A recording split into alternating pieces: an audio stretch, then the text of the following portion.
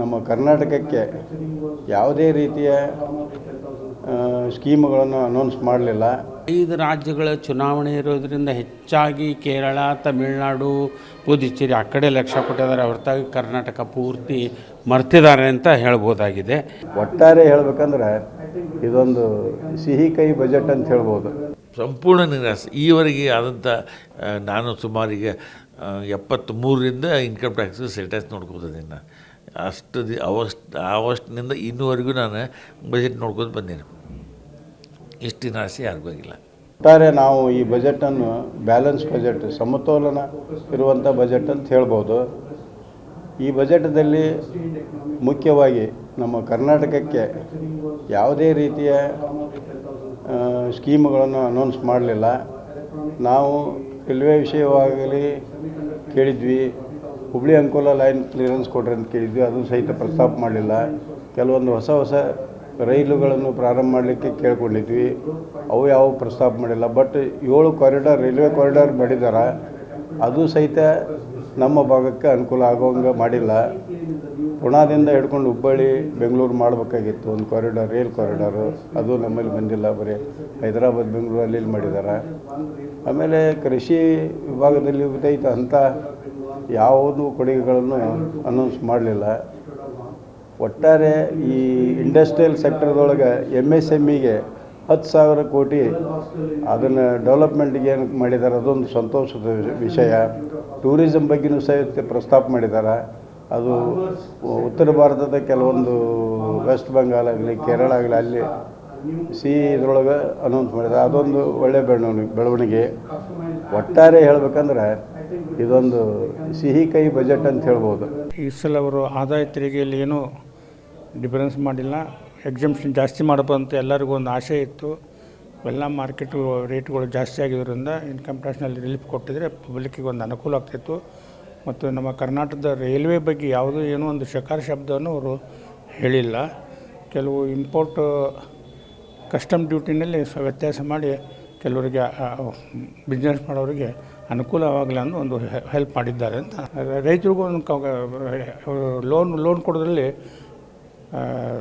2% 5% ಹೆಚ್ಚು ಎಕ್ಸೈಸ್ ಮಾಡಿದ್ದಾರೆ. ಅದೊಂದು ರೈತರಿಗೆ ಅನುಕೂಲ ಆಗ್ತೈತೆ.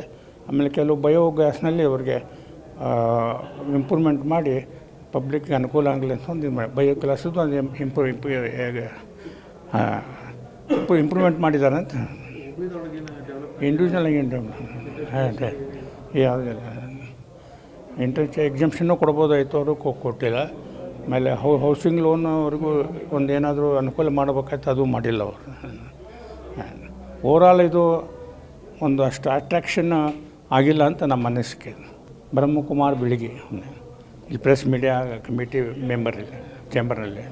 ನಿಜವಾಗಿ ಹೇಳಬೇಕಂತಂದರೆ ನಮ್ಮ ಎಕ್ಸ್ಪೆಕ್ಟೇಷನ್ಸ್ ಬಹಳ ಇದ್ದು, ಆದರೆ ಸ್ವಲ್ಪ ನಿರಾಶಾದಾಯಕ ಅನ್ನಿಸ್ತಾ ಇದೆ. ಅದರಲ್ಲಿ ಆಮ್ಯಾಗ ಇವೆಲ್ಲ ಹೇಳಿದರೆ ರೈಲ್ವೆ ಬಗ್ಗೆ ಏನೂ ಹೇಳಿಲ್ಲ. ನಮ್ಮಲ್ಲಿ ಡೆವಲಪ್ಮೆಂಟ್ ಭಾಳ ಆಗಬೇಕಾಗಿತ್ತು, ನಮ್ಮ ಆಶೆಗಳಲ್ಲಿ ಕೂಡ ಭಾಳ ಇದ್ದವು, ಅವ್ಯಾವೂ ಆಗಲಿಲ್ಲ. ಆಮ್ಯಾಗ ಈಗ 5 ರಾಜ್ಯಗಳ ಚುನಾವಣೆ ಇರೋದರಿಂದ ಹೆಚ್ಚಾಗಿ ಕೇರಳ, ತಮಿಳುನಾಡು, ಪುದುಚೇರಿ ಆ ಕಡೆ ಲಕ್ಷ್ಯ ಕೊಟ್ಟಿದ್ದಾರೆ, ಹೊರತಾಗಿ ಕರ್ನಾಟಕ ಪೂರ್ತಿ ಮರ್ತಿದ್ದಾರೆ ಅಂತ ಹೇಳ್ಬೋದಾಗಿದೆ. ಆಮ್ಯಾಗ ಇನ್ಕಮ್ ಟ್ಯಾಕ್ಸ್ ಸ್ಲ್ಯಾಬು ಕೂಡ ಜನರು ಭಾಳ ಎಕ್ಸ್ಪೆಕ್ಟೇಷನ್ ಇತ್ತು, 12ರಿಂದ 15 ಆಗ್ಬೇಕಂತ. ಆದರೆ ನಮ್ಮ ಡೆವಲಪ್ಮೆಂಟ್ ಇದನ್ನು ನೋಡಿದರೆ ಎಲ್ಲನೂ ಕೊಟ್ಕೊತ ಹೋದ್ರೆ ಡೆವಲಪ್ಮೆಂಟ್ ಆಗೋದಿಲ್ಲ. ಅದ್ರ ಬಗ್ಗೆ ಏನು ನಮ್ಮದು ಅಭ್ಯಂತರನೂ ಇಲ್ಲ. ಆಮ್ಯಾಗ ಸ್ಟ್ಯಾಂಡರ್ಡ್ ಡಿಡಕ್ಷನ್ 75,000 ರೂಪಾಯಿ ಇದ್ದಿದ್ದನ್ನು 1 ಲಕ್ಷದವರೆಗೆ ಏರಿಸ್ಬೋದು ಅಂತ ಇತ್ತು ನಮಗೆ, ಅದು ಕೂಡ ಏನಿದು ಆಗಲಿಲ್ಲ. ಹೀಗಾಗಿ in all it's not so satisfactory. Vishwanath Ginimav ಅಂತ, press and media committee chairman, Karnataka chamber of commerce and India. ನನ್ನ ಹೆಸರು ವಿಶ್ವನಾಥ್ ಹಿರೇಗೌಡ್ರು ಅಂತೇಳಿ, ಚೇಂಬರ್ ಆಫ್ ಕಾಮರ್ಸಿನ ಆಡಳಿತ ಮಂಡಳಿದ ಸದಸ್ಯರು ಹಾಗೂ ಗುತ್ತಿಗೆದಾರ ಸಂಘದ ಅಧ್ಯಕ್ಷರು. ಇವತ್ತಿನ ಬಜೆಟ್ ಹೇಳಬೇಕಂತಂದ್ರೆ MSME ಸೆಕ್ಟರ್ನಲ್ಲೇ ಒಳ್ಳೆಯ ಡೆವಲಪ್ಮೆಂಟ್ ಆಗಿದೆ. ಸುಮಾರು 10,000 ಕೋಟಿ ವಿಶೇಷ ನಿಧಿಯನ್ನು ಸ್ಥಾಪಿಸಿದ್ದಾರೆ. ಎಸ್ಪೆಷಲಿ ಈ ಬಯೋಫಾರ್ಮಾ ಮ್ಯಾನುಫ್ಯಾಕ್ಚರಿಂಗ್ ಆಗಲಿ, ಮತ್ತು ಆಮೇಲೆ ಇವು ಭಾಳಷ್ಟು ಉತ್ತೇಜನ ಸೆಮಿ ಕಂಡಕ್ಟ್ರಿಗೆ ಒಂದು ಒಳ್ಳೆಯ ಉತ್ತೇಜನ ಕೊಟ್ಟಿದ್ದಾರೆ. ಯಾಕಂದರೆ ಇವೆಲ್ಲ ಬೇರೆ ಬೇರೆ ದೇಶಗಳೇ ತಯಾರಾಗ್ತಿದ್ವು ಹೆಚ್ಚು, ಈಗ ನಮ್ಮ ದೇಶದಲ್ಲೇ ತಯಾರಾಗುವಂಗೆ ಹೆಚ್ಚು ಉತ್ತೇಜನ ಕೊಟ್ಟಿದ್ದಾರೆ.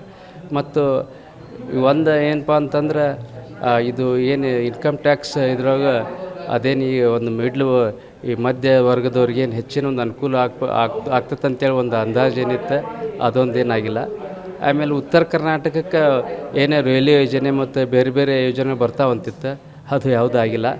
ಆದರೆ ಬೆಂಗಳೂರು ಹಾಗೂ ಹೈದರಾಬಾದಾಗಲಿ ಬೆಂಗಳೂರು ಹಾಗೂ ಚೆನ್ನೈ ಒಂದೇನು ವಿಶೇಷ ಹೈ ಸ್ಪೀಡ್ ರೈಲ್ ಕಾರಿಡಾರ್ ಏನು ಮಾಡಿದ್ದಾರಲ್ಲ, ಅದು ಒಳ್ಳೆಯ ಬೆಳವಣಿಗೆ ಅಂತ ಹೇಳ್ಬೋದು. ಮತ್ತು ಒಟ್ಟಾರೆ ಸಮತೋಲನ ಬಜೆಟ್ ಅಂತ ಹೇಳ್ಬೋದು ನಾವು. ಇವತ್ತಿನ ಬಜೆಟ್ ನೋಡಿ ಸರ, ಆ್ಯಕ್ಚುಲಿ ಲಾಸ್ಟ್ ಇಯರ್ ಏನು ಬಜೆಟ್ ಮಾಡಿದ್ರು 4,34,000 crores ಏನು ಬಜೆಟ್ ಮಾಡಿದ್ರು, ಆ ಬಜೆಟ್ಗೆ ಏನು ರೀ 4.5% ಡೆಫಿಸಿಟ್ ಆಗೈತಿ. ಈ ಸಲ ಬಜೆಟ್ ಮಾಡಿದ್ದು 4,56,000. ಸೆಕ್ಟರ್ ವೈಸ್ ಎಲ್ಲರಿಗೂ ಕೊಟ್ಟಾರ. ಬಟ್ ಅದು ಏನು ರೀ ಬರೇ ನಾಟ್ ಓನ್ಲಿ ಕರ್ನಾಟಕ, ಇಡೀ ಸ್ಟೇಟಿಗೆ ಕೊಟ್ಟಾರ. ಆದರೆ ಅದು ಹೆಂಗೆ ಕೊಟ್ಟಾರ ಅಂತಂದ್ರೆ ಅದಕ್ಕೆ ಇನ್ಫ್ರಾಸ್ಟ್ರಕ್ಚರ್ಸ್ ಇರ್ಬೋದು, ಫುಡ್ ಡೆವಲಪ್ಮೆಂಟ್ ಇರ್ಬೋದು, ಮತ್ತು ಏನು ರೀ MSME ಸ್ಕೀಮ್ಗೆ ಮತ್ತು ನಿಮ್ಮದು ಯಾವುದು ಬೇಸಿಕ್ ಸ್ಟಾರ್ಟಪ್ನವ್ರಿಗೆ ಹಿಂಗೆ ಸೋ ಮೆನಿ ಸೆಕ್ಟ್ರಿಗೆ ಕೊಟ್ಟಾರ. ಬಟ್ ಡಿಟೇಲ್ ನಮ್ಗೆ ಯಾವುದೋ ಅವರು ಹೈಲೈಟ್ ಮಾಡಿಲ್ಲ. ಮತ್ತು ಇನ್ಕಮ್ ಟ್ಯಾಕ್ಸು ಮತ್ತು ಏನು ರೀ ಎಲ್ಲವೂ ಆ್ಯಸ್ ಡಿಜಿಟಲ್. ನನ್ನ ಹೆಸರು I am A farmer Karnataka chamber of commerce president, SP ಸಂಸ್ಥೆ ಮಾಡಿ. ಬಜೆಟ್ ನೋಡಿದರೆ ಲಾಂಗ್ ಟರ್ಮ್ ಇಟ್ಕೊಂಡು ಪ್ಲ್ಯಾನ್ ಮಾಡಿದ ಬಜೆಟ್ ಅನಿಸುತ್ತೆ. ಯಾಕೆಂದರೆ ಫೋಕಸ್ ಸನ್ರೈಸ್ ಇಂಡಸ್ಟ್ರೀಸ್ ಅಂತಾರಲ್ಲ, tourism, data centres, semi conductors, ಆಮೇಲೆ ರೇರ್ ಅರ್ತ್ ಮೆಟೀರಿಯಲ್ಸು, ಅದ್ರ ಮೇಲೆ ಫೋಕಸ್ ಮಾಡಿದ್ದಾರೆ. ಸೈಮಲ್ಟೇನಿಯಸ್ಲಿ ಅಗ್ರಿಕಲ್ಚರ್ ಅಂದರೆ ಕೊಕೊನೆಟ್ಟು, ಕ್ಯಾಶ್ಯೂ, ಅದ್ರ ಮೇಲೆ ಫೋಕಸ್ ಮಾಡಿದ್ದಾರೆ. ಹಾಗೆ ಇದರಲ್ಲಿ ಯಾವ ಸ್ಟೇಟ್ ಸ್ಪೆಸಿಫಿಕ್ ಯಾವ ಸ್ಕೀಮ್ಸ್ ಹೇಳಲಿಲ್ಲ, ಅದು ಫೈನಲ್ ಡೀಟೇಲ್ಸ್ ಬಂದ ಮೇಲೆ ಗೊತ್ತಾಗ್ತದೆ. ಬಟ್ ಇದನ್ನು ನೋಡಿದರೆ ನಮ್ಮ ನಾರ್ತ್ ಕರ್ನಾಟಕಕ್ಕೆ ಏನು ಬೆನಿಫಿಟ್ ಆದಂಗೆ ಅನಿಸಲ್ಲ. ಯಾಕಂದರೆ ಡೇಟಾ ಸೆಂಟರ್ಸು, ಆಮೇಲೆ ಇದು IT ಇವೆಲ್ಲ ಬಂದರೆ ಮತ್ತು ಎಲ್ಲ ಬೆಂಗಳೂರು, ಹೈದರಾಬಾದ್ ಮೇಜರ್ ಸಿಟೀಸ್ಗೆ ಹೋಗ್ಬಿಡ್ತವೆ. ಅಂದರೆ ನಮ್ಮದು ನಾರ್ತ್ ಕರ್ನಾಟಕಕ್ಕೆ ಆಗಲಿ ಹಿಂಗೆ Tier 2 or Tier 3 ಸಿಟೀಸ್ಗೆ ಇದೆಲ್ಲ. MSMEಗೆ ಸ್ವಲ್ಪ ಏನೋ ಸ್ಕೀಮ್ ಕೊಟ್ಟಿದ್ದಾರೆ, 10,000 ಕೋಟಿ ಕೊಟ್ಟಿದ್ದಾರೆ over the period of 5 years. ಅದು ಹೆಂಗೆ ಡೀಟೇಲ್ಸ್ ಫೈನಲ್ ಡೀಟೇಲ್ಸ್ ಬಂದಮೇಲೆ ಅದು ಎಷ್ಟು ಬೆನಿಫಿಟ್ ಆಗ್ತದೆ ಅನ್ನೋದು ಗೊತ್ತಾಗ್ತದೆ. ಸರ್ ನಿಮ್ಮ ಎಕ್ಸ್ಪೆಕ್ಟೇಷನ್? ನಮ್ಮ ಎಕ್ಸ್ಪೆಕ್ಟೇಷನ್ ಅಂತಂದರೆ ಅದೇ ಸ್ವಲ್ಪ ಇನ್ಕಮ್ ಟ್ಯಾಕ್ಸ್ನಲ್ಲಿ ಈಗ ಅದೇನು 12 lakhs ಲಾಸ್ಟ್ ಇಯರ್ ಎಕ್ಸಾಮ್ಷನ್ ಮಾಡಿದ್ರು ಭಾಳ ಚೆನ್ನಾಗಾಗಿತ್ತದು. ಅದು ಬಟ್ 12 lakhs ದಾಟಿದ ಮೇಲೆ 13 ಲಕ್ಷ 15 ಲಕ್ಷ ಯಾರು ಸ್ಯಾಲ್ರಿ ಬರ್ತಾರಲ್ಲ ಅವ್ರಿಗೆ 4 ಲಕ್ಷದಿಂದ ಇನ್ಕಮ್ ಟ್ಯಾಕ್ಸ್ ಸ್ಟಾರ್ಟ್ ಆಗಿಬಿಡ್ತದೆ.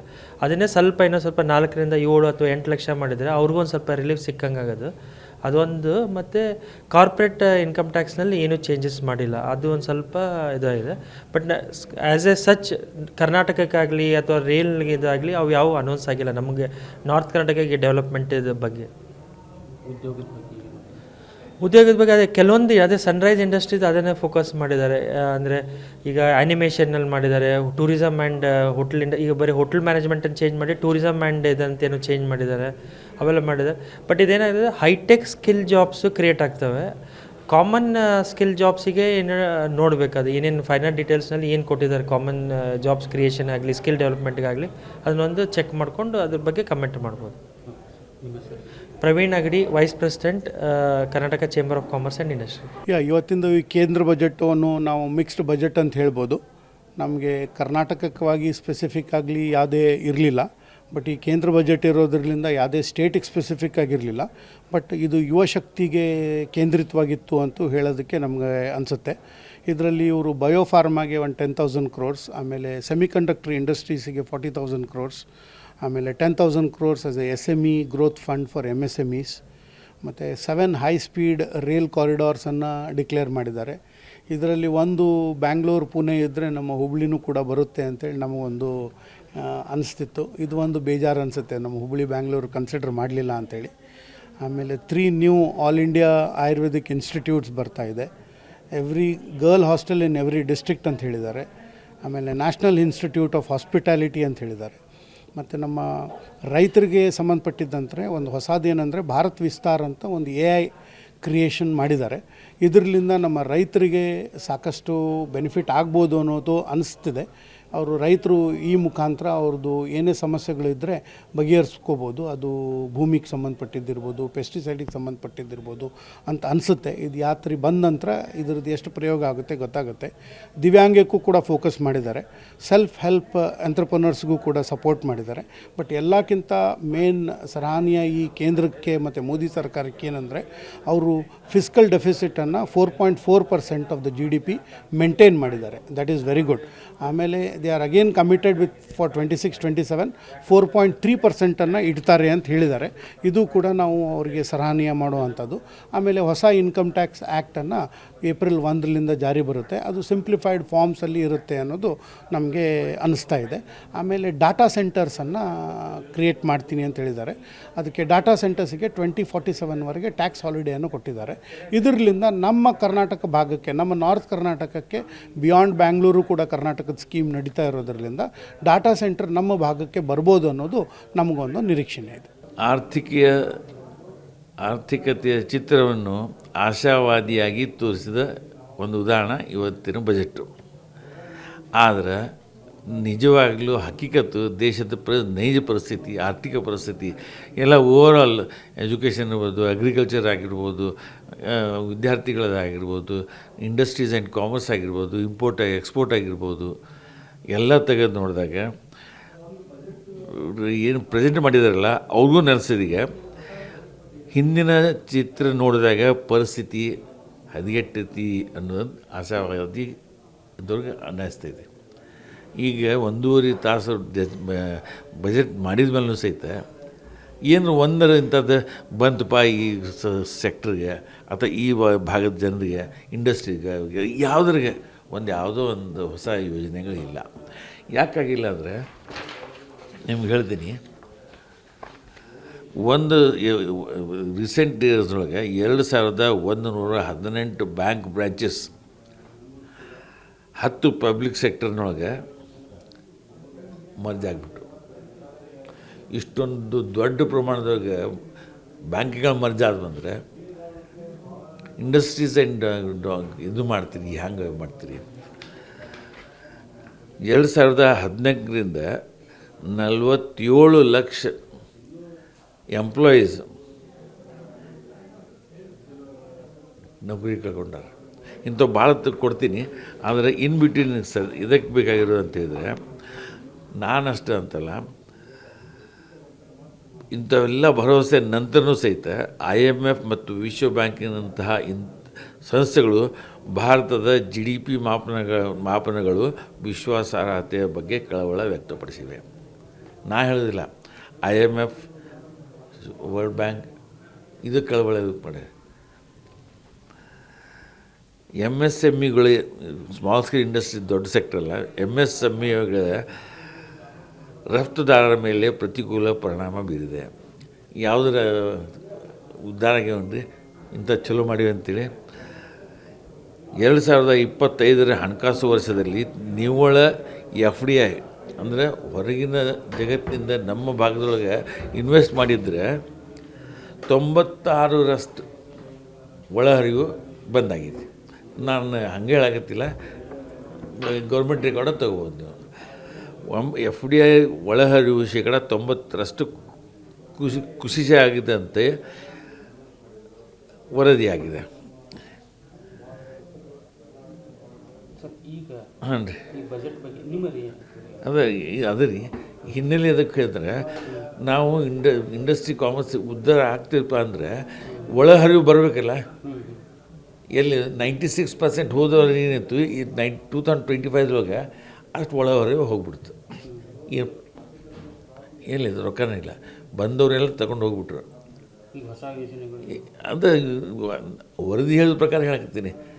ಇದರೊಳಗೆ 96% ಒಳಹರಿವು ಹೋಗೈತಿ ಅಂತ ಆದಮೇಲೆ ಇದಕ್ಕೆ ಪ್ರಿವೆಂಟ್ ಮಾಡಬೇಕು, ಹೊರಗಿನಿಂದ ಬರಬೇಕು, ಅವ್ರ ಉತ್ತೇಜನ ಮಾಡಬೇಕು. ಒಂದೇನು ಐತಿ 96% ಆದಮೇಲೆ ಅದಕ್ಕಾಗಿ ಒಂದು ಇಲ್ಲ, ಯಾವುದೇ ಯೋಜನೆ ಇಲ್ಲ. GDP ಹೆಚ್ಚಿಗೆ ಆಗಬೇಕು. ಈಗಾಗಲೇ GDP ಏನೋ ಮಾಡಿ ಸ್ಟ್ಯಾಟಿಸ್ಟಿಕ್ಸ್ ಕೊಡ್ತಿರ್ಬೇಕು. ಆದರೆ ಒಳಹರಿವು ನೋಡಿದಾಗ ನಾವು ಯಾವ ಹಂತದೊಳಗೆ ಅದೀವಿ ನಾವು ನೋಡ್ಕೋಬೇಕಾಗೈತೆ. ದೊಡ್ಡ ದೊಡ್ಡ ಕಾರ್ಪೊರೇಟ್ಗಳ ಸಾಲ ವಜಾಗೊಳಿಸಿರ್ಬೋದು. ಆರ್ಥಿಕ ಬಿಕ್ಕಟ್ಟು ಎಲ್ಲ ಸರ್ವಕಾಲದೊಳಗಿನ ಕಠಿಣವಾಗೈತೆ. ನೀಡಲಾದ ಸಾಲಗಳ ಪೈಕಿ 42% ಪಾವತಿ ಆಗಿಲ್ಲ. ಬ್ಯಾಂಕಿನಿಂದ ಎಲ್ಲಿದೆ ನೋಡ್ತೀರಿ ನೀವು. ಈಗ ಬ್ಯಾಂಕು, ಸರ್ಕಾರ ಹಾಗೂ ಬ್ಯಾಂಕ್ಗಳ ಮೂಲಕ 1 ಲಕ್ಷ ಕೋಟಿಗಿಂತಲೂ ಹೆಚ್ಚಿಗೆ ರೂಪಾಯಿ ಹಣ ಪಡೆಯಲಾಗಿದೆ. ವೇತನ ವೆಚ್ಚ ಹೆಚ್ಚಿಗೆ ಆಯಿತು, ಏರಿಕೆ ಆಯಿತು, ಆದಾಯ ಕುಂಠಿತ ಆಯಿತು. ಉಳಿತಾಯದ ಕುಸಿತದಿಂದ ಮಧ್ಯಮ ವರ್ಗ ತೀವ್ರ ಒತ್ತಡ ಎದುರಿಸುತ್ತಿದೆ. ಹಣದೊಬ್ಬರ ಸರ್ವಕಾಲಿಕ ಕಡಿಮೆ ಆಗಿದೆ. ಒಟ್ಟು ಗೂಡಿಸಬೇಕಂದ್ರೆ ಬಜೆಟ್ನೊಳಗೆ ವಿದ್ಯಾರ್ಥಿಗಳಿಗೂ ಸಹಿತ ಇತ್ತೀಚೆಗೆ UGC ಗ್ರ್ಯಾಂಟ್ಸ್ ಕಡಿಮೆ ಮಾಡ್ತಾಯಿದ್ದಾರೆ. ಎಲ್ಲಿವರೆಗೆ ಮಾಡ್ಬೇಕಂತಂದರೆ ಯೋಚನೆ ಹೆಂಗೈತಂದರೆ, ಯಾವುದು ಇರೋದೇ ವಿಶ್ವವಿದ್ಯಾಲಯ ಎಜುಕೇಷನ್ ಸಲುವಾಗಿ ಆ ವಿದ್ಯಾರ್ಥಿಗಳಿಗೆ ಒಂದು ಬೇರೆ ಮಾಡಿ ಒಂದು ಕಾರ್ಪೊರೇಟ್ ಸೆಕ್ಟರ್ ಮಾಡಾಕತ್ತಾರೆ. UGC ತೆಗೆದು ಬಿಡ್ತಾರೆ ಅಂತ ಗ್ರ್ಯಾಂಟ್ಸ್ ಕೊಡೋದಿಲ್ಲ ಅಂತ. ಗ್ರ್ಯಾಂಟ್ಸ್ ಕೊಡಲಿಲ್ಲ ಅಂದರೆ ಎಜುಕೇಷನ್ನೇ ಎಲ್ಲಿ ಬರ್ತದೆ. ನೀವೇನು ಬೇಕಾದ್ರೆ ಮಾಡಿರಿ, ನೀವೇ ನಮ್ಮ ಜನ್ರೇಟ್ ಮಾಡಿಬಿಡ್ರಿ, ನೀವೇ ಸಾಲ ತೊಗೊಳ್ರಿ. ಸಾಲ ತೊಗೊಳ್ಳಿಲ್ಲ, ವಾಪಸ್ ತೊಗೊಳ್ಳಿ ಅಂದರೆ ವೈಸ್ ಚಾನ್ಸಲರ್ಗೆ ಸಾಲ ಅವ್ರ ಕಡೆಯಿಂದ ವಸೂಲು ಮಾಡ್ತಾರಂತ. ಇದು ನಡೆದಿತ್ತು ನಮ್ದು. ಅದಕ್ಕೆ ವಿದ್ಯಾರ್ಥಿಗಳಿಗೆ IT ಕ್ಷೇತ್ರದಾಗಲಿ ವಿಶೇಷವಾಗಿ ಮಧ್ಯಮ ವರ್ಗಕ್ಕೆ ಸಂಪೂರ್ಣ ನಿರಾಸೆ ಆಗಿದೆ. ಈ ಸಂಪೂರ್ಣ ಅದು 1.5 ತಾಸು ಎಕ್ಸಸೈಸ್ ಎದಕ್ಕೆ ಮಾಡಿದ್ರು ಅಂದರೆ, ಏನೇನೋ ತೋರಿಸಿಟ್ರಲ್ಲ, ಏನು ಮಾಡಬೇಕು ಏನು ಅವ್ರಿಗೂ ಗೊತ್ತಿಲ್ಲ. ಒಟ್ಟಾರೆ ಏನು ರೀ ನಿರಾಸೆಗೆ ಐತಿ, ಅವ್ರಿಗೂ ಗೊತ್ತೈತಿ, ಎಲ್ಲರಿಗೂ ಗೊತ್ತಾಗ್ತದೆ. ಹಾಗಾಗಿ ಇದು ಒಂದೇನೋ ಎಕ್ಸಸೈಸ್ ಮಾಡಬೇಕಾಗಿತ್ತು, ಮಾಡ್ಯಾರ. ಇವ್ರ ಕಡೆ ಮಾಡಲಿಕ್ಕೆ ರೊಕ್ಕನೂ ಇಲ್ಲ, ಫಂಡ್ಸೇ ಇಲ್ಲ, ಏನು ಮಾಡ್ತಾರೆ ಇವರು? ಸಂಪೂರ್ಣ ನಿರಾಸೆ. ಈವರೆಗೆ ಆದಂಥ ನಾನು ಸುಮಾರಿಗೆ 73ರಿಂದ ಇನ್ಕಮ್ ಟ್ಯಾಕ್ಸ್ ಸೇಲ್ ಟ್ಯಾಕ್ಸ್ ನೋಡ್ಕೋತಿದ್ದೀನಿ. ಅವಷ್ಟಿನಿಂದ ಇನ್ನೂವರೆಗೂ ನಾನು ಬಜೆಟ್ ನೋಡ್ಕೊಂಡು ಬಂದೇನೆ. ಇಷ್ಟು ನಿರಾಸೆ ಯಾರಿಗೂ ಆಗಿಲ್ಲ.